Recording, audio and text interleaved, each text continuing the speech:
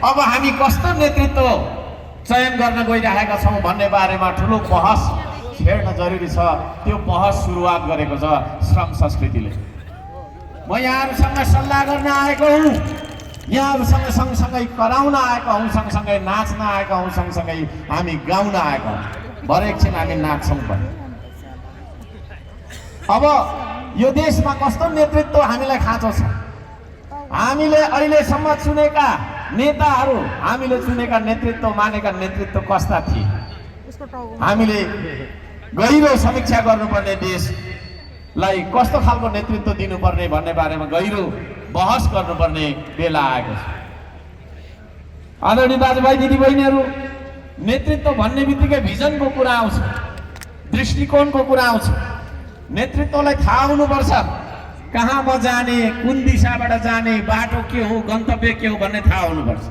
तर आजसम्म म यो विषयमा ठोकुवा गरेर बहस गर्न तयार छु। यो देशको जोस कोसँग बहस गर्नुपर्ने हो, म 1 वर्षभन्दा बढी नै समय दिएर पनि म बहस गर्न तयार छु।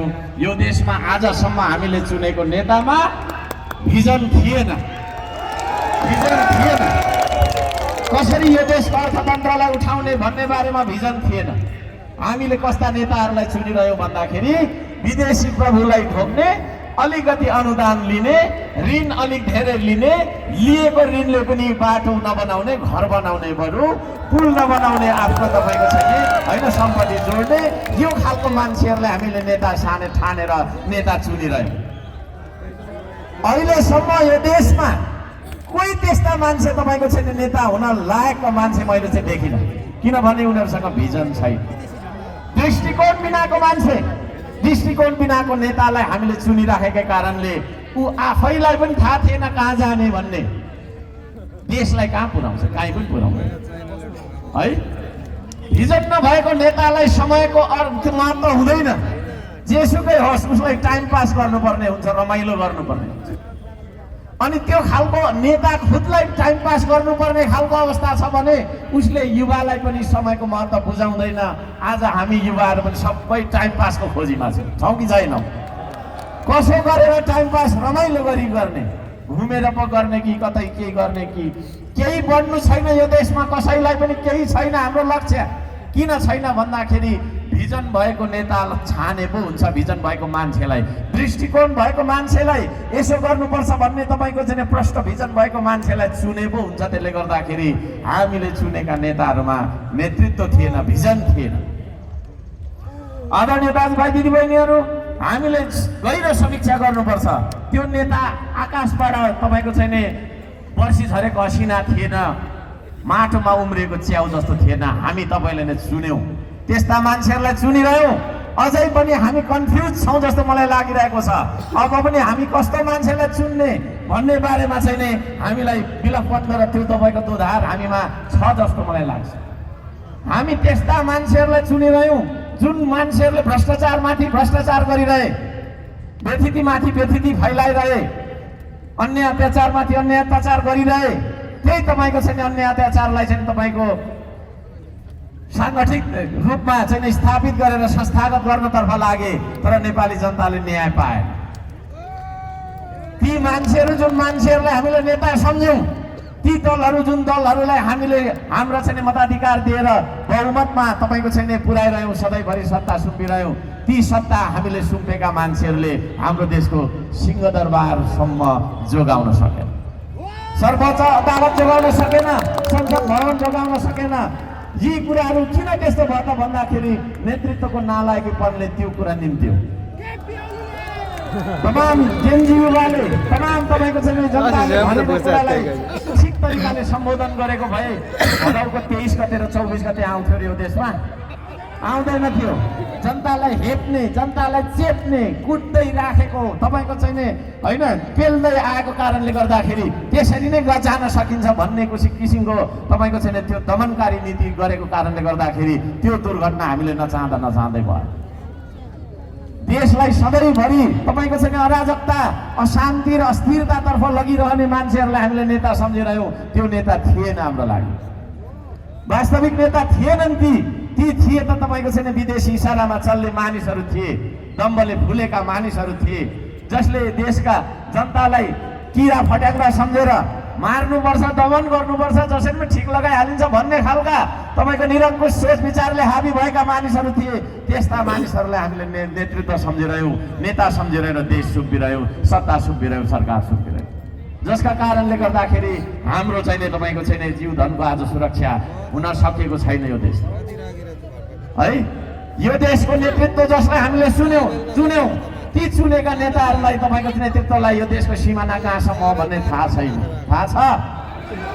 सिमानाको रक्षा गर्न नसक्ने, जनताको जीवधन सुरक्षा गर्न नसक्ने, व्यक्तिको तपाईँको सम्पत्तिको सुरक्षा गर्न नसक्ने, यो देशमा न्याय स्थापित गर्न नसक्ने, रोजगारी दिन नसक्ने, केही पनि दिन नसक्ने मान्छेहरू नेता हुन लायकका मान्छेहरू रहेछन् त। त्यसो भएको कारणले गर्दाखेरि है यत्रो पेट फुलाएर चिल्लो गाडीमा हिँडेर मात्रै हुँदैन।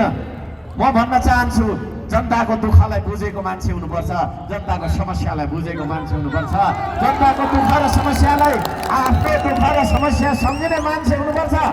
त्यस्तो नेतृत्वको खाँचो छ र त्यस्तो नेतृत्व बनेर एउटा अन्तिम विकल्पको रूपमा तपाईँहरूको सामुन्ने, हामी सबैको सामुन्ने, हामी सबैको आफ्नो श्रम संस्कृति आएको कुरा म यहाँहरू सबैजनालाई निवेदन गर्दछु।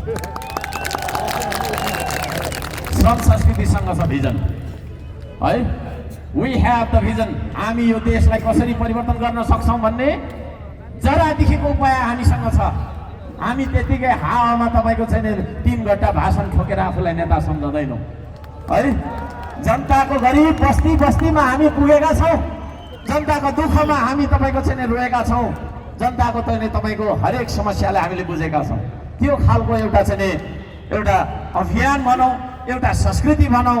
ल भन्नु छ तपाईँलाई मन पर्यो भने पार्टी नै भन्नुहोस्, ल पार्टी भनौँ, त्यो आएको छ, त्यो पार्टी तपाईँको हो। यो हर्क साम्पाङको एक्लो बेवा केही मान्छेहरूको रहेछ, यसो गरेर त्यहाँ सुन्यौँ ताली पनि होइन।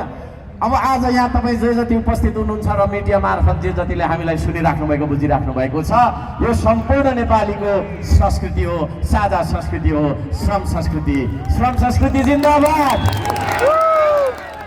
श्रम संस्कृतिले मात्रै तपाईँको छैन यो देशको समस्या समाधान गर्न सक्छ।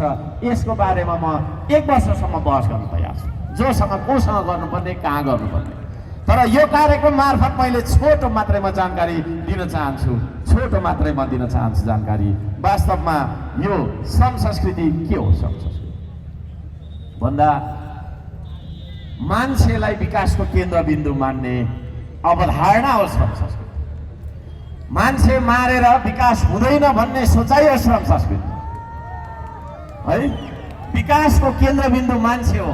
मान्छे छ भने विकासको परिकल्पना गर्न सकिन्छ, तर मान्छेलाई विस्थापित गरेर, मान्छेलाई मारेर, कुल्चेर, काटेर होइन तपाईँको चाहिँ फसाएर कुनै तपाईँको चाहिँ अर्को कुरा प्राप्त गर्न चाहँदैन श्रम संस्कृति। श्रम संस्कृतिले तपाईँलाई माया गर्न सिकाउँछ।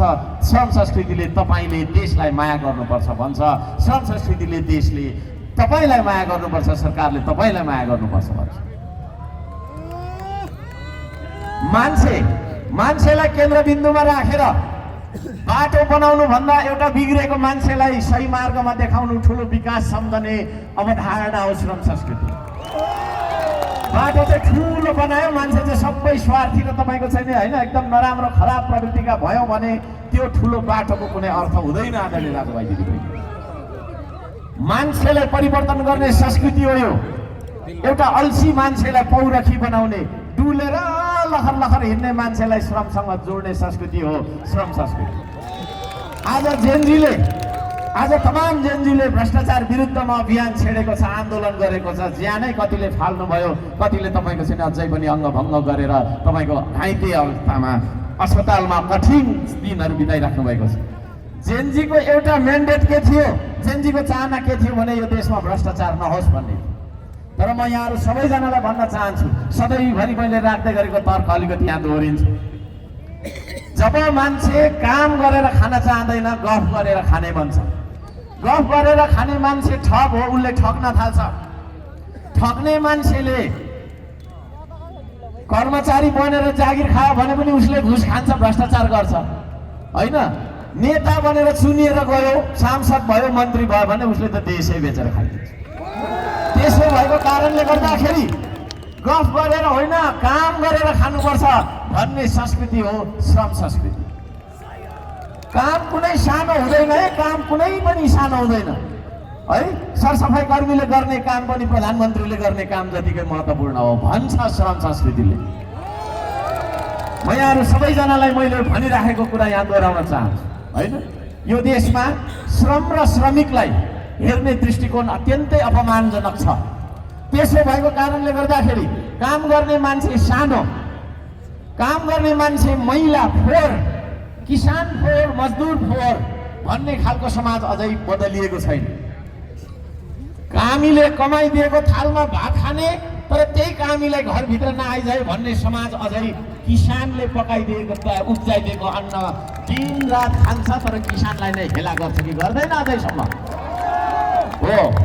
दमाईले सिलाइदिएको लुगा लगाएर होइन बस्ने तर दमाईलाई छिछि दूर दूर मेरो चाहिँ नेता नआइजाए भनेर भन्ने समाजले अझै पनि मजदुरले बनाइदिएको घरमा बस्छ तर त्यो मजदुरलाई हेला गर्छ कि गर्दैन।